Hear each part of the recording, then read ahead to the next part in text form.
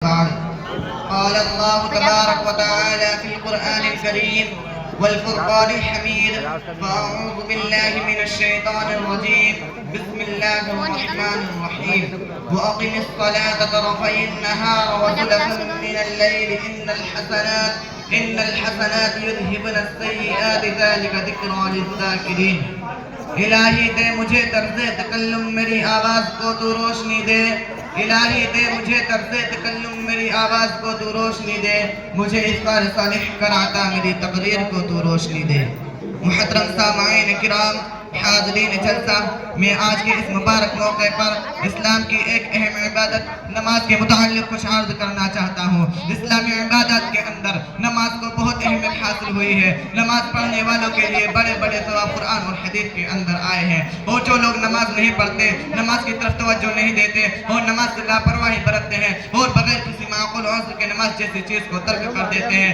ان کے حق میں بڑی وعیدیں آئی ہیں، لیکن نماز کو دین کا ستون اور دین کا کھمبا قرار دیا گیا ہے۔ ایک حدیث میں رسول اللہ صلی اللہ علیہ وسلم نے ارشاد فرمایا الصلاة عماد الدین فمن اقامها اقام الدین ومن حدمها حدم الدین، کہ نماز دین کا ستون ہے، جس نے نماز کو قائم رکھا اس نے دین کے ستون کو قائم رکھا، اور جس نے نماز کو قائم نہ کیا اس نے دین کی بنیاد کو منہدم کر دیا۔ مکانوں اور عمارتوں میں ستون اور کھمبے کو کیا اہمیت حاصل ہوئی ہے، یہ ہر شخص جانتا ہے کہ اگر کسی عمارت کی دیوار گرا دی جائے یا اس کا ستون منہدم کر دیا جائے تو کیا وہ عمارت برقرار رہ سکتی ہے؟ نہیں، ہرگز نہیں۔ اسی طرح اگر نماز کی طرف توجہ نہیں دی جائے، نماز کی پابندی نہ کی جائے تو دین کی عمارت صحیح و سالم نہیں رہ سکتی، دین کی عمارت منہدم ہو جائے گی، گر پڑے گی۔ موجودہ دور میں جس طرح دیگر عبادتوں سے روگردانی عام ہوتی جا رہی ہے، اسی طرح لوگوں کی نماز میں بھی رغبت ختم ہو گئی ہے، حالانکہ نماز ایک ایسی عبادت ہے جو بندوں کو خدا کے قریب کر دیتی ہے۔ نماز کو مؤمنین کی معراج بتایا گیا ہے۔ نماز حضور اقدس صلی اللہ علیہ وسلم کی اس قدر محبوب عبادت تھی کہ اس کا اندازہ اس حدیث سے ہوتا ہے کہ رسول اللہ صلی اللہ علیہ وسلم نے ارشاد فرمایا کہ میری آنکھوں کی ٹھنڈک نماز میں ہے۔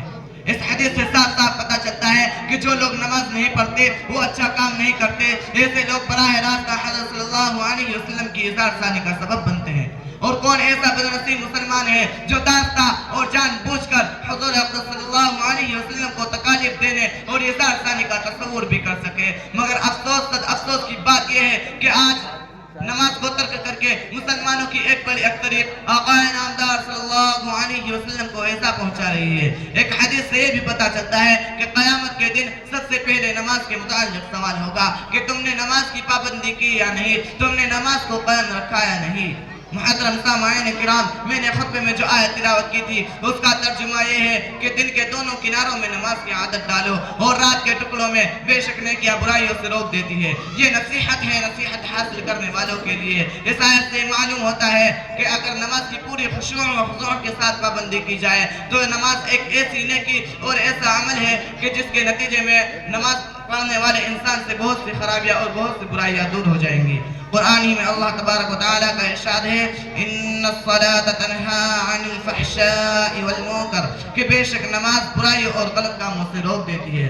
اللہ تبارک و تعالیٰ مجھے بھی اور آپ سبھی حضرات کو بھی نماز کی پابندی کرنے کی توفیق عطا فرمائے۔ اللہ تبارک و تعالیٰ ہم سب کو بھی اور آپ کو بھی خشوع و خضوع کے ساتھ نماز کی پابندی کرنے کی توفیق عطا فرمائے۔ میں وقت کی تنگی کو دیکھتے ہوئے اپنی تقریر کو یہیں پر ختم فرماتا ہوں اور ایک شعر پیش کرنا چاہتا ہوں۔